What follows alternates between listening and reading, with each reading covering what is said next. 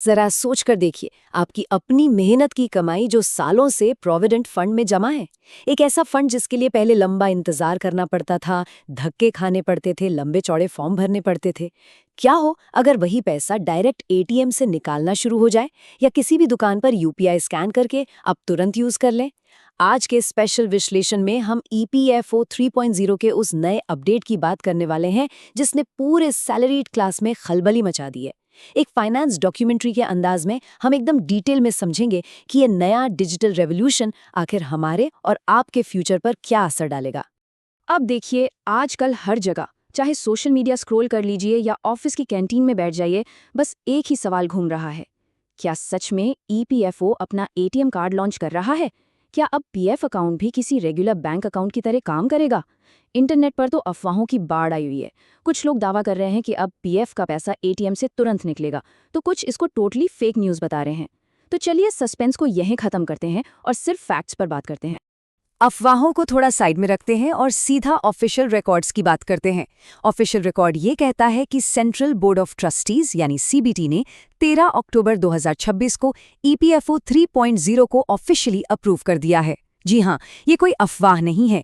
ये ईपीएफओ का अब तक का सबसे बड़ा डिजिटल ट्रांसफॉर्मेशन होने वाला है, जिसका फुल रोल आउट मिड 2026 तक होने की पूरी उम्मीद है। तो अगर सवाल ये है कि क्या ईपीएफओ एटीएम और यूपीआई पर काम कर रहा है, तो इसका सीधा सा जवाब है बिल्कुल हाँ। तो अब आगे बढ़ते हैं और देखते हैं इसका यूपीआई और एटीएम विड्रॉल प्रोसेस आखिर काम कैसे करेगा। असल में EPFO national payments corporation of India यानी एनपीसीआई के साथ मिलकर एक सीमलेस यूपीआई इंटीग्रेशन तैयार कर रहा है। इसका बेसिक मतलब ये है कि जो हम डेली यूपीआई ऐप्स यूज करते हैं, जैसे फोनपे, जीपे या पेटीएम, वो सीधा आपके पीएफ से जुड़ जाएंगे और टोटल ईपीएफ बैलेंस का 75% हिस्सा इंस्टेंटली यूपीआई के जरिए निकाला जा सकेगा। लेकिन ध्यान दीजिएगा, बाकी का जो 25% हिस्सा है वो मैंडेटरी रिटायरमेंट लॉक इन में रहेगा, और ये जरूरी भी है ताकि रिटायरमेंट के वक्त के लिए एक सेफ कुशन हमेशा बचा रहे। और जहां तक उन नए डेडिकेटेड ईपीएफओ एटीएम कार्ड्स की बात है, देखिए ये दिखने में और काम करने में किसी भी रेगुलर डेबिट कार्ड की तरह ही होंगे। लेकिन यहाँ एक बड़ा ट्विस्ट है। एटीएम से होने वाले विड्रॉल्स को टोटल बैलेंस के 50% पर स्पेसिफिकली कैप किया जाएगा। ये स्ट्रिक्ट लिमिट इसलिए लगाई गई है ताकि लोग इसका इस्तेमाल सिर्फ इमरजेंसीज में ही करें और फ्लो में अपना पूरा रिटायरमेंट फंड खाली ना कर बैठें। ये अपडेट एक और चीज़ बहुत क्लियरली दिखाता है कि कैसे सदियों पुराने थका देने वाले रूल्स को मॉडर्न वर्कर्स के लिए कंप्लीटली आसान बनाया जा रहा है। पहले पीएफ निकालने के लिए 13 अलग-अलग और नोटोरियसली कंफ्यूजिंग कैटेगरीज होती थी। मेडिकल का फॉर्म अलग, शादी का अलग। अब उन सबको मर्ज करके सिर्फ 3 क्लियर कैटेगरीज में बांट दिया गया है: एसेंशियल नीड्स, हाउसिंग नीड्स और स्पेशल सर्कमस्टांसेस। सीरियसली ये एक कदम पूरे प्रोसेस को बहुत ही स्ट्रीमलाइंड और यूजर फ्रेंडली बना देता है। चलिए अब बात करते हैं इसके मैंडेटरी केवाईसी और एलिजिबिलिटी रूल्स की, मतलब किसको ये एक्सेस मिलेगा और कैसे। देखिए, इस एक्सेस को पाने के लिए 4 स्ट्रिक्ट डिजिटल स्टेप्स हैं जो पूरे करने ही होंगे। स्टेप 1, आपका यूएएन बिल्कुल एक्टिव होना चाहिए। स्टेप 2, आधार और पैन पूरी तरह से लिंक्ड होने चाहिए ताकि आगे कोई टैक्स इशू ना आए। स्टेप 3, बैंक डिटेल्स और आईएफएससी कोड एकदम एक्यूरेट होने चाहिए। और स्टेप 4, आधार से जुड़ा हुआ मोबाइल नंबर एक्टिव होना चाहिए ताकि ओटीपी वेरीफाई हो सके। सबसे दिलचस्प बात बताऊं, अगर ये 4 स्टेप्स पूरे हैं तो जो सबसे बड़ी बॉटलनेक होती थी एम्प्लॉयर या बॉस से परमिशन लेने की, वो हमेशा के लिए खत्म हो जाती है। अब इस नए सिस्टम की जो मास्टर की है वो है यूएएन यानी यूनिवर्सल अकाउंट नंबर। जैसा कि हम जानते हैं, ये एक 12 डिजिट का यूनिक आइडेंटिफायर है जो आपके सारे पीएफ अकाउंट्स को एक जगह जोड़ता है, चाहे आपने कितनी भी जॉब्स क्यों न बदली हों।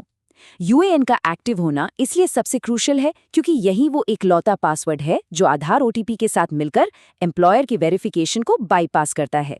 सीधे शब्दों में ये फंड्स पर आपको अपना पूरा कंट्रोल देता है।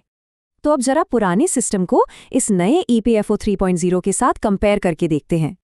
आप खुद फर्क देखिए। एक तरफ वो पुराना फ्रस्ट्रेटिंग प्रोसेस था जहां अपने ही पैसे पाने के लिए 20-20 दिन का लंबा इंतजार करना पड़ता था। फिजिकल फॉर्म्स भरिए, एम्प्लॉयर के चक्कर काटिए और फिर अप्रूवल का वेट करते रहिए।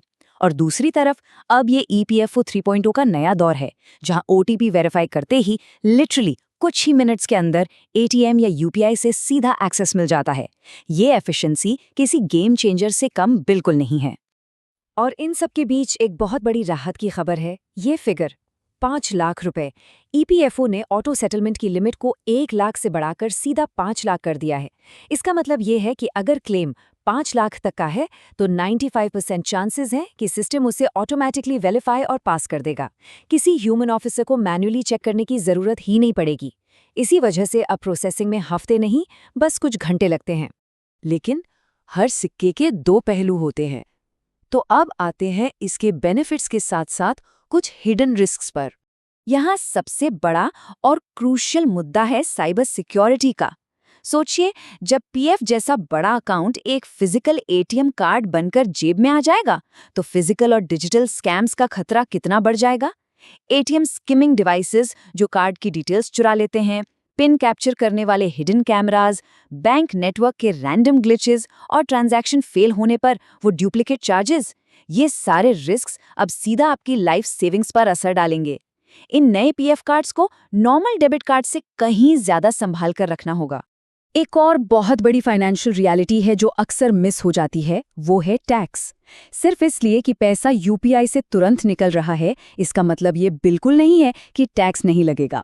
अगर टोटल सर्विस 5 साल से कम है और आप अर्ली डिजिटल विड्रॉल करते हैं जो 50,000 रुपए से ज्यादा का है, तो उस पर सीधा 10% टीडीएस कटेगा। नए टैक्स रूल्स के हिसाब से इस पेनल्टी से बचने के लिए फॉर्म 121 सबमिट करना जरूरी है। मतलब प्रोसेस आसान हुआ है, टैक्स फ्री नहीं।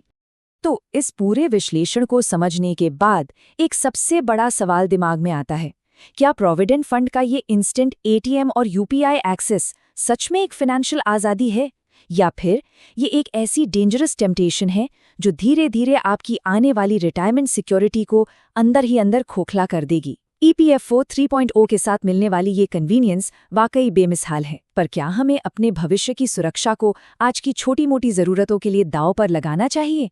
इस नए अपडेट पर एक बार गहरी सोच विचार करना तो बनता है। आज के इस एक्सप्लेनर में बस इतना ही। सीखते रहिए और हमेशा इन्फॉर्म्ड रहिए।